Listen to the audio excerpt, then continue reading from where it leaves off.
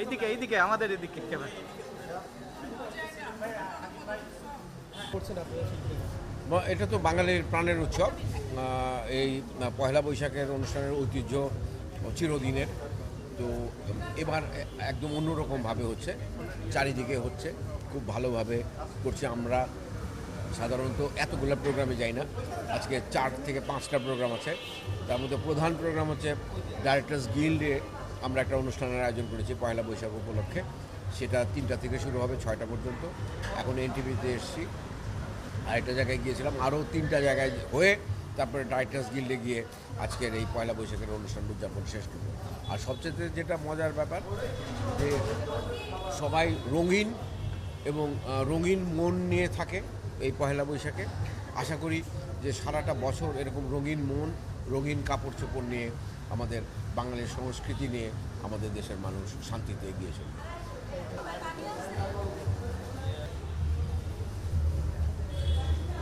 আজকে কেমন দেখছেন? খুবই ভালো লাগছে, কারণ আমাদের ঐতিহ্যটাকে, আমাদের সংস্কৃতিটাকে এই অপসংস্কৃতি যারা প্রচারণা করছে তার মাঝখান থেকে এইভাবে প্রতিবাদ করে আমাদের বের হয়ে আসতে হবে। কারণ আমরা বর্বরতা জানি না, আমরা অসভ্যতা করতে জানি না, আমরা বিকৃত রুচির মানুষ না। সুতরাং আমাদের শৈল্পিক বিকাশ যেটা, এই যে সুন্দর সৌহার্দ্যপূর্ণ উৎসবগুলি মেনটেন করাটাই আমাদের প্রধান। আমি মনে করি এটাই আমার প্রতিবাদ।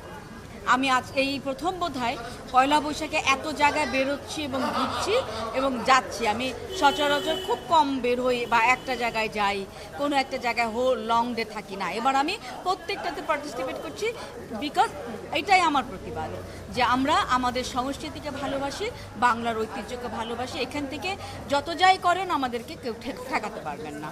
ধন্যবাদ। পয়লা বৈশাখে যেটা হয়েছে যে লাস্ট টাইমগুলোতে দেখা যেত জ্যামের ভয়ে একটা দুটো প্রোগ্রামে অ্যাটেন্ড করা হোক, হ্যাঁ, সকাল সন্ধ্যা রাত মিলিয়ে। আজকে টার্গেট করেছি 10টা প্রোগ্রামে যাব, এবং রাস্তাঘাট এত সুন্দর পরিষ্কার যে যেতে পারছি, আসছি, আরও দুটো হয়ে এসছি।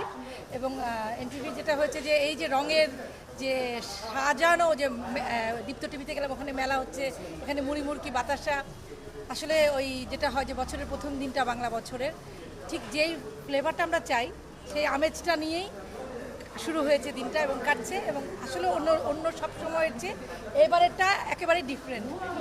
গানের কথা বলবো না যে আগে কি সুন্দর দিন কাটাইতাম। আসলে প্রতিটি দিনই সুন্দর, প্রতিটি মুহূর্তে সুন্দর, আগামী যে দিনগুলো আসবে সেগুলোও সুন্দর। এই দিনগুলোকে একসাথে নিয়ে সুন্দর করে নেওয়ার দায়িত্ব কিন্তু আমাদের। আমরা যে সময়ে এখন আছি সেই সময়টা আমাদের নতুনদের সাথে আমরা কাঁধে কাঁধ মিলিয়ে কাজ করব, দেশটাকে সুন্দরভাবে এগিয়ে নিয়ে যাব।